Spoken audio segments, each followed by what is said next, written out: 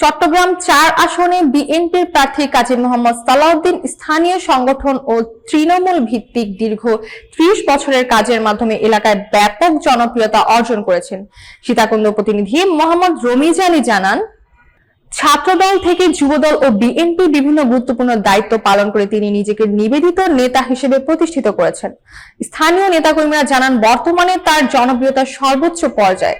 তার রাজনৈতিক কর্মজীবন অন্তর্ভুক্ত সীতাকুণ্ড ডিগ্রি কলেজ ছাত্রদল সাধারণ সম্পাদক ও সভাপতি, সীতাকুণ্ড উপজেলা ছাত্রদল সভাপতি, চট্টগ্রাম উত্তর জেলা ছাত্রদল সাধারণ সম্পাদক, সীতাকুণ্ড উপজেলা যুবদল সভাপতি, চট্টগ্রাম উত্তর জেলা যুবদল সভাপতি, চট্টগ্রাম উত্তর জেলা বিএনপি সহ সাংগঠনিক সম্পাদক ও যুগ্ম আহ্বায়ক। স্থানীয়রা আশা প্রকাশ করেছেন, নির্বাচিত হলে তিনি এলাকার উন্নয়ন এবং জনগণের প্রতিনিধি হিসেবে দায়িত্ব সুষ্ঠুভাবে পালন করবেন।